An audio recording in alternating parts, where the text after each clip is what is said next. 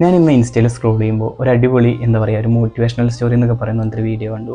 ഒരു എന്താ പറയുക സർക്കാർ ഉദ്യോഗസ്ഥൻ്റെ കഥയാണ്. സർക്കാർ ഉദ്യോഗസ്ഥൻ എന്ന് വെച്ച് കഴിഞ്ഞാൽ ഒരു ഗസറ്റഡ് ഓഫീസറാണ്.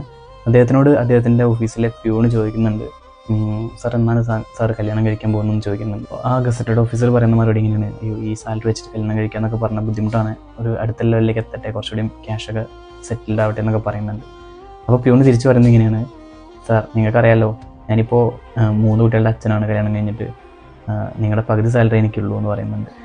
അപ്പോൾ അത് അദ്ദേഹത്തെ ചിന്തിപ്പിച്ചു. അത് കഴിഞ്ഞ് അടുത്ത വർഷം അദ്ദേഹം കല്യാണം കഴിച്ചു എന്നാണ് പറയുന്നത്. അപ്പോൾ ഇതൊരിക്കലും കല്യാണത്തിനെ പ്രൊമോട്ട് ചെയ്യുന്ന, നമ്മൾ പെട്ടെന്ന് കല്യാണം കഴിക്കണമെന്ന് പ്രൊമോട്ട് ചെയ്യുന്നൊരു വീഡിയോ ആയിട്ട് കാണരുത്. അപ്പോൾ ഞാൻ പറഞ്ഞു വന്നത് ഇത്രേ ഉള്ളൂ. നമ്മൾ ഒരുപാട് സമ്പാദിച്ചുകൊണ്ട് നമ്മളൊരിക്കലും ഹാപ്പി ആവണമെന്നില്ല. നമ്മൾ സമ്പാദിച്ച ക്യാഷ് എത്രയാണെങ്കിലും അല്ലെങ്കിൽ കുറച്ചാണെങ്കിലും നമുക്കത് കറക്റ്റായിട്ട് മെയിൻറ്റെയിൻ ചെയ്ത് ഹാൻഡിൽ ചെയ്ത് നമുക്ക് മുമ്പോട്ട് പോകാൻ പറ്റുന്നുണ്ടെങ്കിൽ, നമ്മൾ ഹാപ്പി ആയിട്ട് ഇരിക്കാൻ പറ്റുന്നുണ്ടെങ്കിൽ, നമ്മുടെ കാര്യങ്ങളൊക്കെ നടക്കുന്നുണ്ടെങ്കിൽ നമ്മൾ തന്നെയാണ് സക്സസ് ആയിട്ടുള്ള ഒരാൾ.